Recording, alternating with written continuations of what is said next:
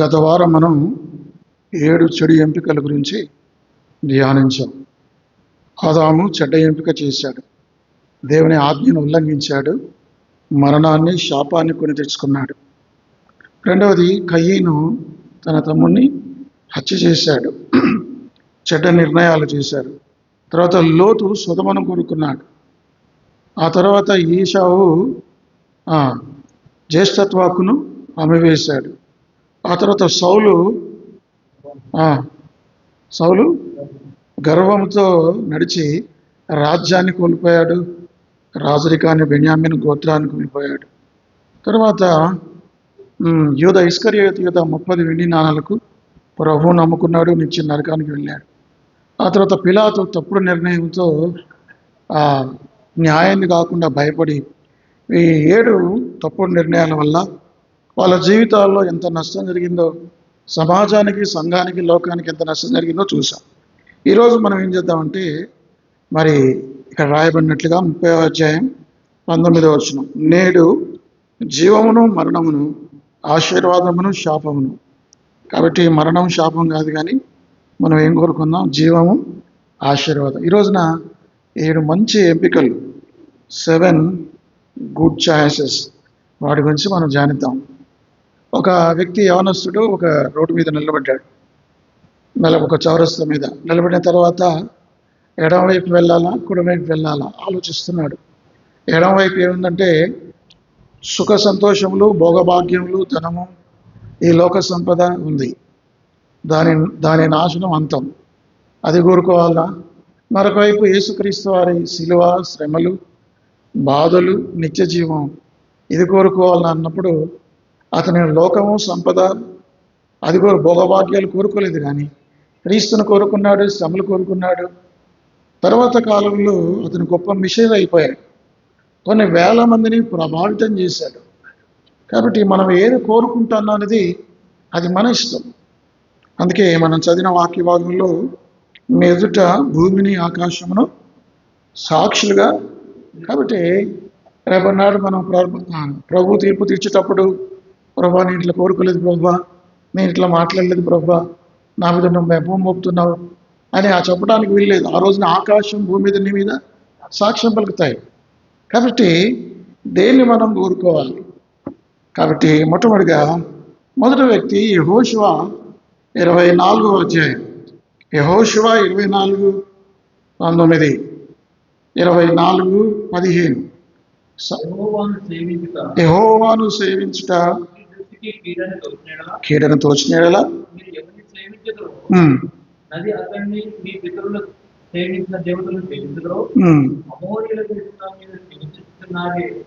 వారి దేవతలను సేవించుదురో నేడు మీరు కోరుకున్నది మీరు ఆయనను సేవించకోరినను.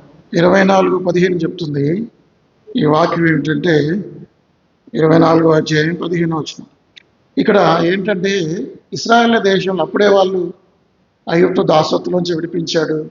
మోషే లేడు, ఇప్పుడు యెహోషువ నాయకుడు అయ్యాడు, యెహోషువ స్వాస్థ్యాలు పంచుతున్నాడు, అంతా బాగానే ఉంది. ఈ సమయంలో ఆ చుట్టుపక్కల ఉన్న దేశాలు, అమోరీయులు, కొన్ని అన్య దేశాల్లో వారు ఏం చేస్తున్నారంటే విగ్రహారాధన చేస్తున్నారు, పాపాలు చేస్తున్నారు, దుష్టక్రియలు చేస్తున్నారు. వారికి దేవుడు లేడు, వాక్యం లేదు, ధర్మశాస్త్రం లేదు.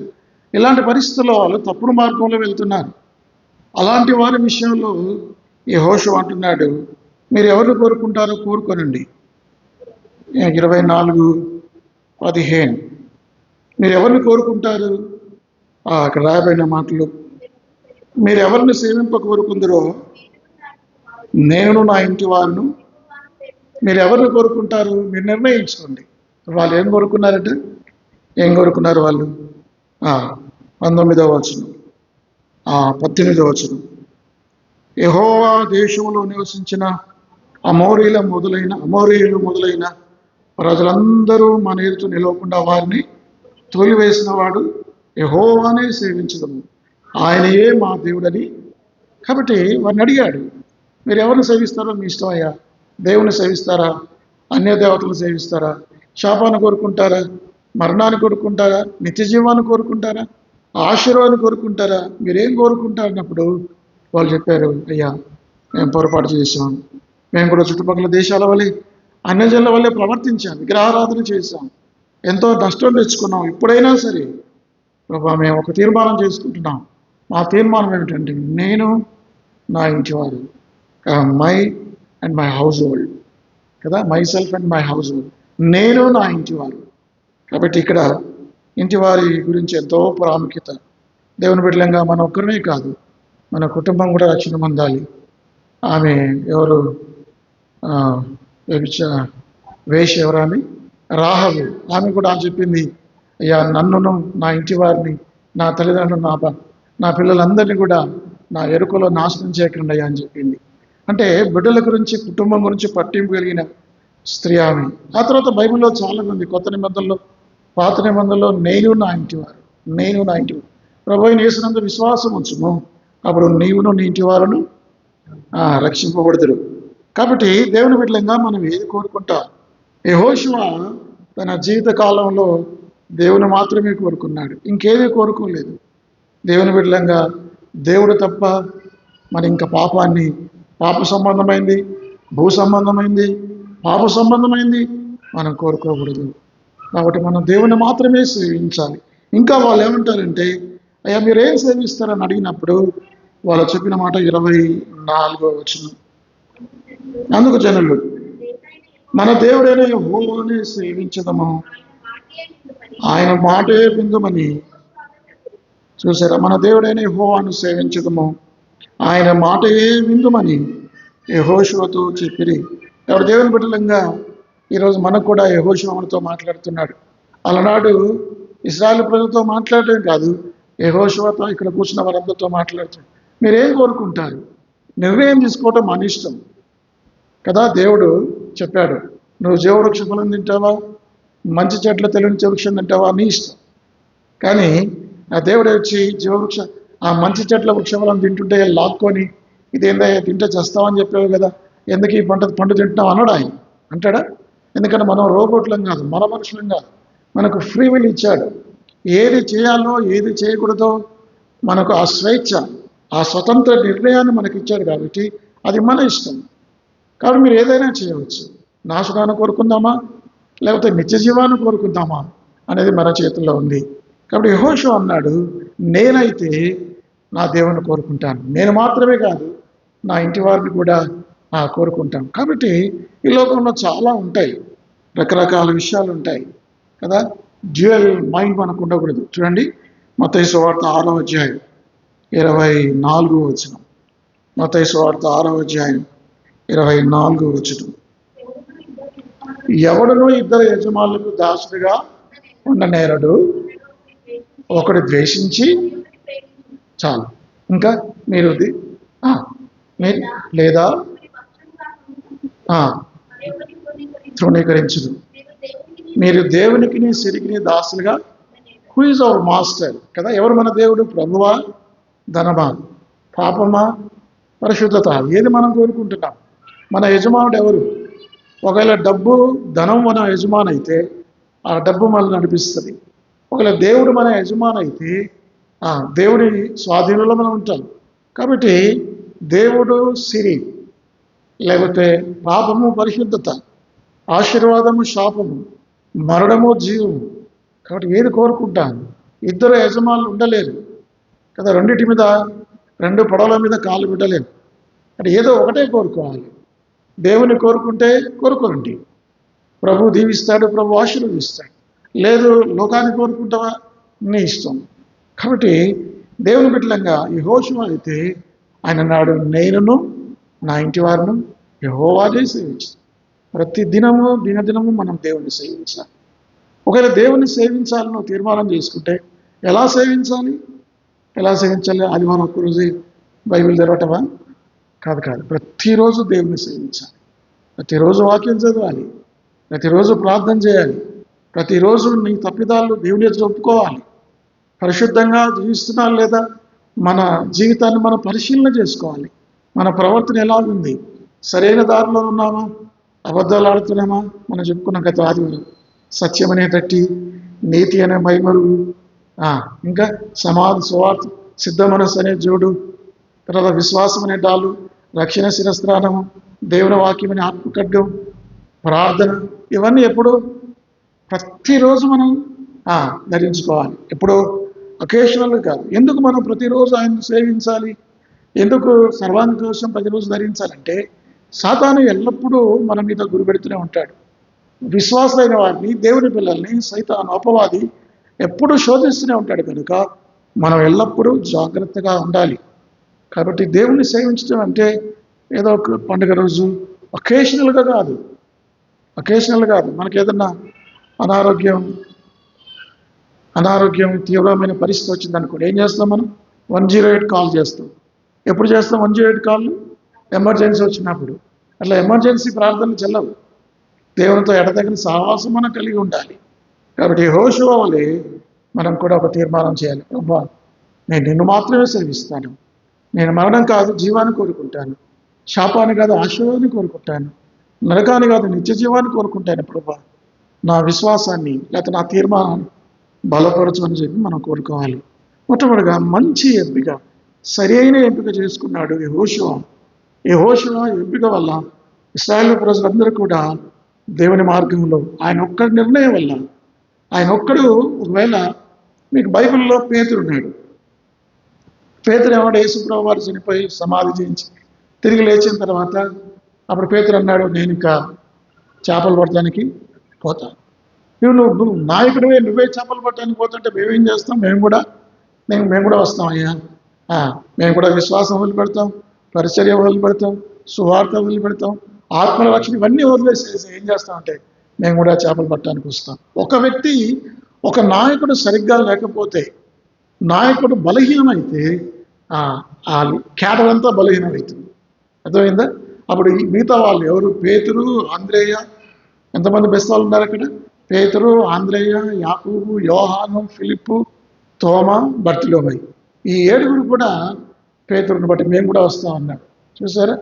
కాబట్టి ఇక్కడ యెహోషువ ఒక్క వ్యక్తి తీర్మానం వల్ల యావత్ ఇశ్రాయేలు ప్రజలు అన్నారు, అయ్యా నీవే సేవిస్తావా? నువ్వు చేసి నీ తీర్మానం చేసుకున్నావు, మేము కూడా యెహోవాను సేవిస్తామని 2 సార్లు ఆ మాటలు పలికారు. కాబట్టి మనం మంచి తీర్మానం మంచి తీర్మానం తీసుకున్నాం. యెహోవాను సేవించడానికి మనం తీర్మానం చేసుకున్నాం. అది మొదటి ఎంపిక. ఇక రెండవ చూడండి, హెబ్రీలకు రాసిన పత్రిక 11వ అధ్యాయం 24వ వచనం. హెబ్రీ 11:24. మోషే పెద్దవాడైనప్పుడు విశ్వాసమును బట్టి ఐగుప్తు ధనము కంటే గొప్ప భాగ్యమని ఎంచుకొని కంటే యోచించి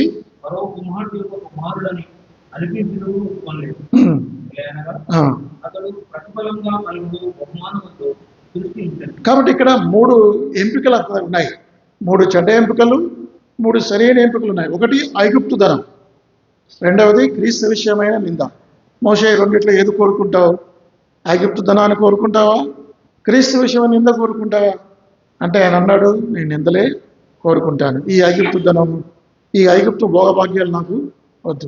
మనమైతే ఏం కోరుకునేవాళ్ళం? మనమైతే ఐగుప్తు ధనాన్ని కోరుకునేవాళ్ళం, భోగభాగ్యాలు కోరుకునేవాళ్ళం. కానీ మోషే అలా కోరుకోలేదు. మొత్తాన్ని విడిచిపెట్టాడు. సకల విద్యల్లో ప్రవీణుడు, అన్ని జ్ఞానంలో నేర్పరి, అతి సుందరుడైన ఈ మోషే ఏం చేశాడంటే ఐగుప్తు ధనాన్ని అంతా విడిచిపెట్టాడు. నిందలు కోరుకున్నాడు, శ్రమలు కోరుకున్నాడు. ఆ తర్వాత రెండవ ఎంపిక ఏమిటంటే అల్పకాలం పాపభోగం అనుభవించాలా? ఎడమవైపు కుడివైపు దేవుని ప్రజలతో శ్రమ అనుభవించాలా? కానీ అతని అల్పకాలం పాపభోగం అనిపించలేదు. తాత్కాలికమైన వాటిని, ఈ లోక సంబంధమైన వాటిని కోరుకోలే, కానీ నిత్యమైన వాటిని కోరుకున్నాడు. దేవునితో శ్రమపడటం కోరుకున్నాడు. తర్వాత మూడవ ఎంపిక ఏంటంటే, మూడవది ఏంటి? ఫరో కుమార్తె యొక్క కుమారుడా, అంటే ఫరో తర్వాత రాజు అవుతాడు. ఈయన ఎవరు? మోషే. ఐగుప్తుకు రాజు, ఐగుప్తు చక్రవర్తి ఫరో అంతటి వాడు అవుతాడు. అది కోరుకుంటావా?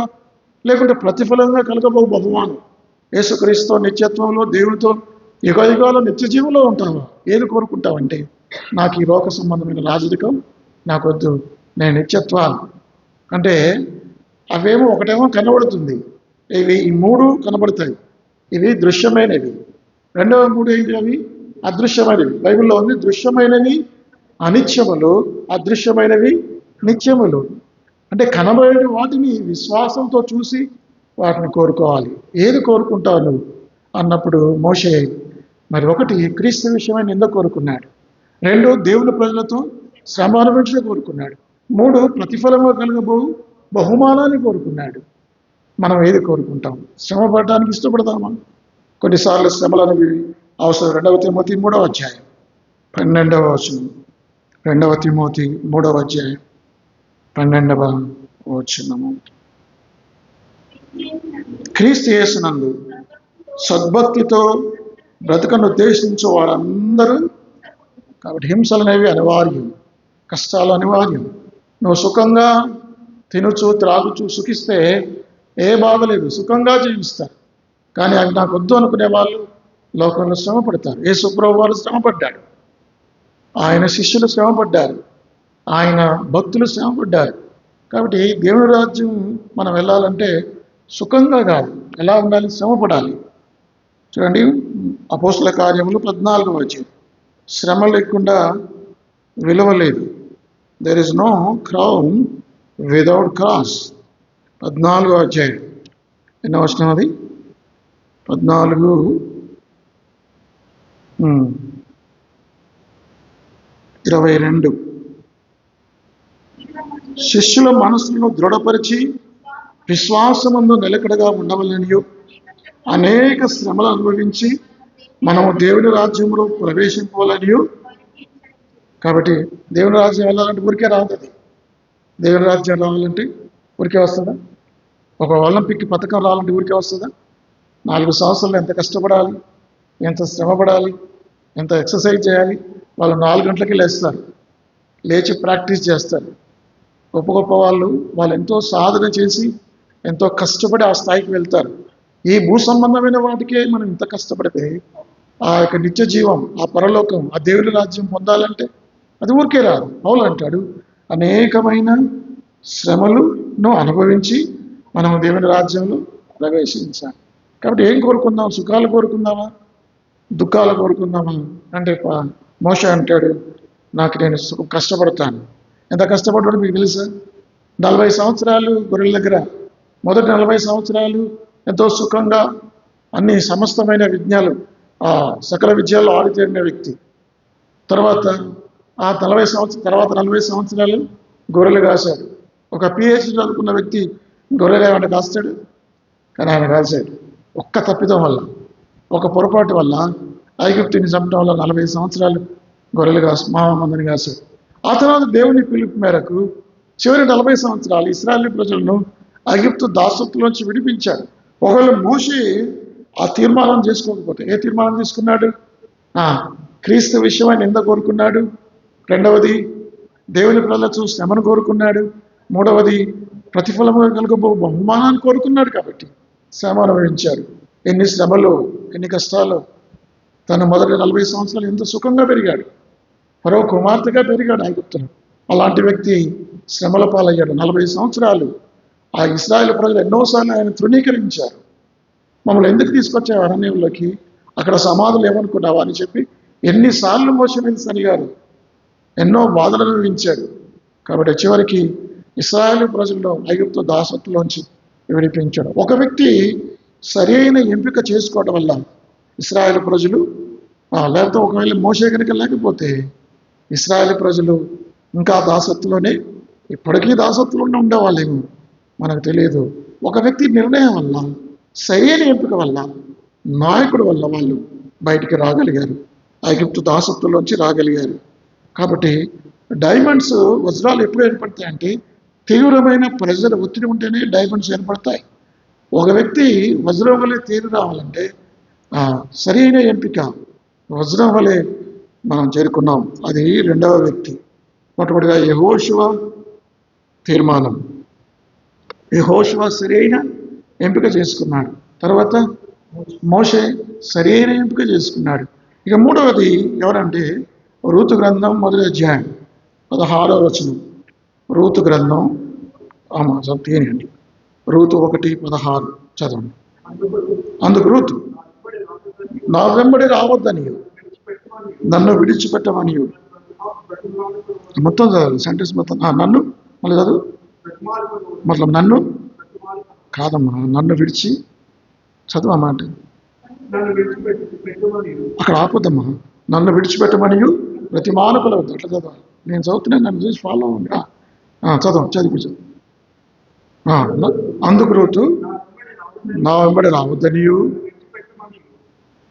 మళ్ళీ సరే నీకు చదివ. నన్ను విడిచిపెట్టమని బ్రతిమాలవద్దనియు. ఇంకా నేను వెళ్ళి చోటుకే నేను వచ్చేదను, నేను నివసించే చోట నివసించేదను, నీ జనమే నా జనము.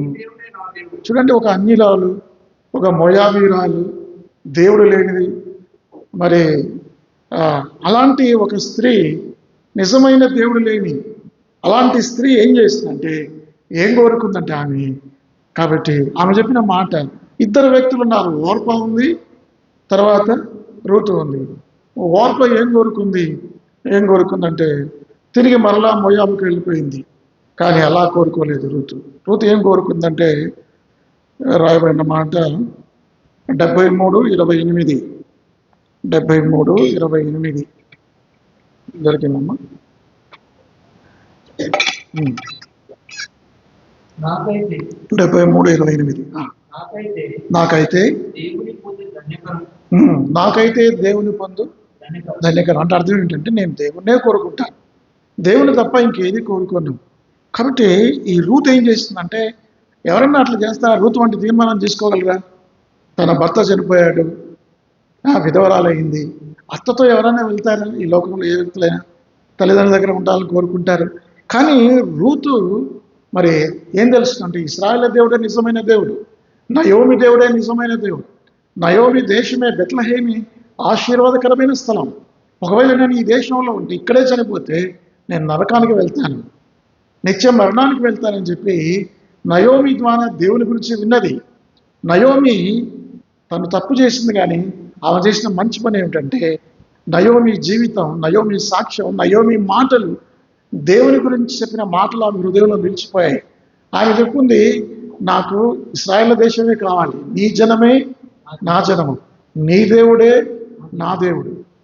నీవు మరణించే చోటనే, నేను నివసించే చోట నివసిస్తాను, మరణం తప్ప ఏది నన్ను. ఎటువంటి తీర్మానం ఇది? ఎవరైనా చేస్తారా? తల్లిదండ్రులను పోగొట్టుకుంటారా? ఎవరైనా సొంత దేశాన్ని ఎవరైనా పోగొట్టుకుంటారా? తెలియని దేశానికి ఎవరైనా వెళ్తారా? కానీ ఈమె ఏం చేస్తుంది? ఒక మంచి తీర్మానం చేసుకుంది. కాబట్టి రూతు 1:16 ఎంత గొప్ప మాట అంటే, అటువంటి తీర్మానం. ఓర్ప ఏం చేసింది? ఇప్పుడు ఓర్పాకు చెప్పింది ఆమె, రూతు చెప్పింది. అయ్యో ఏమని చెప్పింది? కుమార్తెలారా, నేను ముసలిదాను, నా కుమారులు కలగరు, ఎందుకు నా ఇంట వస్తున్నారు, మీకేం వస్తుందని చెప్పినప్పుడు, అప్పుడు ఓర్ప ముద్దు పెట్టుకొని ఏడ్చి వెళ్ళిపోయింది. కానీ రూతు అలా ముద్దు పెట్టుకొని వెళ్ళిపోయిందా? వెళ్ళిపోలేదు. కానీ వెంబడించినందుకు ఆమెకి ఏం కలిగింది? రూతుకు చెప్పండి, ఏం కలిగింది? యేసు ప్రభు వారి తల్లుల్లో, వంశంలో ఒక తల్లిగా మారింది. యేసు ప్రభు వారి తల్లుల్లో 5 స్త్రీలు ఉన్నారు. ఒకటి చెప్పండి, రూతు కాదు, తామారు. నెంబర్ 1 తామారు. రెండవది ఇందాక మనం చెప్పుకున్నాం కదా, ఎవరామె? రాహాబు. మూడవది రూతు. నాలుగవది బత్సెబ. ఐదవది కన్యమర్య. ఈ 5 స్త్రీలు అంటే యేసు ప్రభు వారి తల్లుల వంశావళిలో ఆమె దావీదుకు ఆమె ఏమంటారు? తల్లి, అమ్మమ్మ, తర్వాత మునిమమ్మ అట్లా అయిపోయింది. గ్రేట్ గ్రాండ్ మదర్ అయిపోయింది. కాబట్టి దావీదుని ఈ లోకంలోకి తెచ్చిన స్త్రీ, యేసు ప్రభు వారిని ఈ లోకంలోకి తెచ్చిన స్త్రీ. కాబట్టి గొప్ప దేవుని కోసం మనం కమిట్ అయితే చాలు. దేవుడి కోసం మనం కమిట్ అయితే, దేవుని కోసం నేను జీవించాలని తీర్మానం చేసుకున్న వ్యక్తిని దేవుడు ఎప్పుడూ తక్కువ చేయడు. నన్ను గణపరిచే వారిని నేను గణపరుస్తాను, నన్ను తృణీకరించే వారిని నేను తృణీకరిస్తాను. ఈ రూతు దేవుని గణపరచాలని ఇష్టపడింది. తన కుటుంబం, తన తల్లిదండ్రులు, తన జన్మభూమిని విడిచిపెట్టింది. ఆ రోజున బోయజు ఆశ్చర్యపోయాడు. బోయజు చెప్పిన స్టేట్మెంట్ చూడండి, రూతు గ్రంథం. బోయజు చాలా ఆశ్చర్యపడి, ఎస్తేరు యోగు 2వ అధ్యాయం కాదు కదా, ఎక్కడ ఉంటుంది అన్నమాట? రూతు చదువు 2 చదవండి దొరికితే. బోయజ్ భోజన కాలం కాదు కాదు కాదు కాదు. యెహోవా నీవు చేసిన 11వ వచనం 2:11. నీవు నీ తల్లిదండ్రులను నీ జన్మభూమిని విడిచి ఇంతకుముందు నీవు ఎరగని జనమునందుకు వచ్చింది. యెహోవా నీవు చేసిన దానికి ప్రతిఫలం ఇచ్చును. ఇశ్రాయేలు దేవుడని యెహోవా రెక్కల క్రింద సురక్షితముగా ఉన్నట్లు నీవు వచ్చితివి. ఆయనకు సంపూర్ణమైన బహుమానం ఇచ్చును. బా, ఎటువంటి మాటలు! ఇటువంటి తీర్మానం వల్ల కొన్నిసార్లు మన జీవితంలో కఠినమైన నిర్ణయాలు చేసుకోవాలి. నేను దేవుని కోసమే జీవిస్తాను. ఆమె ఏం చేసిందట? నీ తల్లిదండ్రులు విడిచావు, నీ జన్మభూమిని విడిచావు, నువ్వు ఎరగన జనములతో వచ్చావు. కాబట్టి దేవుడు నీకు ఏం చేస్తాడు? నీవు చేసిన దానికి యెహోవా ప్రతిఫలం ఇచ్చును. ఇశ్రాయేలైన దేవుడు అయిన యెహోవా రెక్కల కింద సురక్షితంగా ఉంటావు. దేవుడు నీకు సంపూర్ణమైన బహుమానం. కాబట్టి ఒక అన్యురాలు ఇశ్రాయేలుకే, ఆ రోజు ఇశ్రాయేలుకే దేవుడు చెప్పుకున్నాడు, నేను ఇశ్రాయేలుకు దేవుడు అని చెప్పుకున్నాడు. కానీ అన్యుడైన అన్యురాలు కూడా నిజమైన దేవుని నమ్మితే, విశ్వాసం ఉంచితే దేవుడు త్రోసివేయడు. ఎవరిని ఆయన త్రోసివేసేవాడు? వారు అన్యులైనా, ఇశ్రాయేలైనా, శాపగ్రస్తులైనా, మంచివారైనా, చెడ్డవారైనా, యూదులైనా, గ్రీకులైనా, వారు ఎవరైనా సరే యేసు ప్రభువును విశ్వాసం ఉంచితే వారిని హక్కున చేర్చుకుంటాడు. కాబట్టి ఈమె ఎంత దీవించబడింది! ఆమె ద్వారా లోకం దీవించబడింది. రూతు చేసిన ఒక తీర్మానం ద్వారా దావీదు ద్వారా యేసుక్రీస్తు ద్వారా సర్వలోకం. ఒక వ్యక్తి తీర్మానం సమాజాన్ని మారుస్తుంది. ఒక వ్యక్తి తీర్మానం దేశాన్ని, జాతిని దేవుని యొద్దకు నడిపిస్తుంది. అది మూడవ వ్యక్తి. మనం ముగ్గురు చూసాం. యెహోషువ, రెండవది మోషే, మూడవది రూతు. ఇక నాలుగవది 23వ కీర్తన 1వ వచనం. కీర్తన గ్రంథం 23 మనకు బాగా తెలుసు. యెహోవా నా కాపరి, నాకు లేమి కలగదు. దావీదు తన జీవితంలో చిన్ననాటి నుంచి ఎన్నో కష్టాల్లో పెరిగాడు. తనకున్న అందరూ అన్నలు తృణీకరించేవారు. తెలుసా ఇంట్లో చిన్నవాడికి ఎన్ని కష్టాలు ఉంటాయో తెలుసా మీకు? అందరూ, నేను మా ఇంట్లో పెద్దవాడిని, మా అక్క తర్వాత నేను, నా కింద ఇంకా 5 ఉండేవాళ్ళు. ఏ పని చేయకపోయేవాడిని. ఏం చేసేవాడిని? నేను పనులని మా కింద పిల్లలకి, మా తమ్ముళ్ళు, అక్కలు, చెల్లెలకి చెప్పేవాడిని. అట్లా చిన్న వాళ్ళకి కష్టాలు ఎక్కువ ఉంటాయి. కానీ ఈ దావీదు అన్నలు తృణీకరించారు. అతని పని ఏంటంటే, అన్నలేమో యుద్ధంలో సైనికులుగా ఉండాలి, ఈయన మాత్రం గొర్రెలు కాసుకున్నాడు. తండ్రి గొర్రెలు కాసుకునేవాడు. దీన దశలో ఉన్నాడు. అలాంటి వ్యక్తి దేవుడు నమ్ముకున్నాడు. దేవుడు, నేను నా గొర్రెల కాపరిని. నా కాపరి ఎవరు? యేసుప్రభువు వారు. దేవుడు యెహోవా నా కాపరి, నా కాపరి. దేవుడు మా కాపరి అనలేదు ఆయన. ఏమన్నా? The lord is my shepherd. అంటే నా కాపరి, అంటే వ్యక్తిగతమైన కాపరి. ఆయన కాపరత్వం కింద నేను ఉన్నాను. గొర్రెలు ఎప్పుడు కూడా కాపరి ఉంటే కాపరి ఆధీనంలో ఉంటాయి. యేసుప్రభు అంటాడు, నేను గొర్రెలకు మంచి కాపరిని. యేసుప్రభు వారు 300 కాపరి. ఆయన మంచి కాపరి, గొప్ప కాపరి, మరొకటి ప్రధాన కాపరి. 10, 11 యోహాను మంచి కాపరి. తర్వాత హెబ్రీ 20వ అధ్యాయం 13వ వచనం గొప్ప కాపరి. తర్వాత 1 పేతురు 4వ అధ్యాయం ఎన్నో వచనం? అది 1 పేతురు 5వ అధ్యాయం. అదొకటి చదువుతాం. ప్రధాన కాపరి, ఆ మాట చదవండి. పేతురు రాసిన ప్రధాన కాపరి ప్రత్యక్షమైనప్పుడు మీరు మహిమ కిరీటం. కాబట్టి కాపరిని మనం అనుసరించాలి. కనుక ప్రధాన కాపరి ఆయన గొప్ప కాపరి, ఆయన మంచి కాపరి. కాబట్టి ఆయన దావీదు, ఆయన గొర్రెల కాపరి. కాబట్టి దేవుడు ఆయన మంచి కాపరి. కాబట్టి ఆయన ఒక మంచి తీర్మానం చేసుకున్నాడు, మంచి ఎంపిక చేసుకున్నాడు. ఏమిటంటే, నేను దేవుని ఆధీనంలో ఉండాలి. ఆ కీర్తన అంతా మీరు చదివితే ఆయన గొర్రెలకు ఎటువంటి మేలు చేస్తాడు. 23వ కీర్తన చదువుతారమ్మా ఊరికి. అంటే దేవుడి యొక్క మనస్సు ఏమిటో, దావీదు యొక్క సంతోషం అంతా ఆ కీర్తనలో ఉంది. యెహోవా నా కాపరి, చదవండి, నాకు లేమి కలగదు. రెండో చేయించున్నాడు.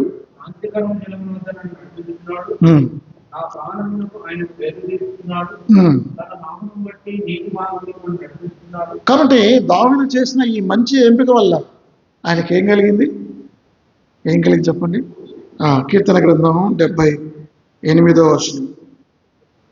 78, 70వ వచనం.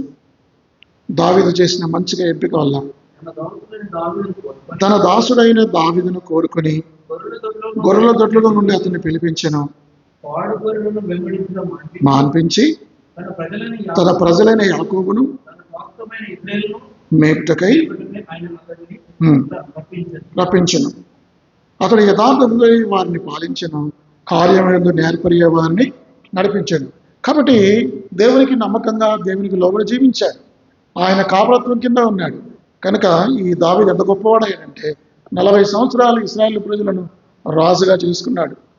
ఇశ్రాయేలు ప్రజలను 40 సంవత్సరాలు సుఖంగా, ఆయన కాలంలో యుద్ధాలు లేవు, అటువంటి స్థితి జరిగింది. కాబట్టి ఆయన ఏమన్నాడంటే ఇక్కడ, అతడు యథార్థ హృదయ వారిని పాలించెను, కార్యములను నేర్పరి వారిని నడిపించను. దావీదు వంటి ఇంకొక వ్యక్తి లేడు. మీకు తెలుసా? దావీదు వంటి యావత్ ఇశ్రాయేలు సైన్య సమూహం గొలియాతుకు భయపడి పారిపోతుంటే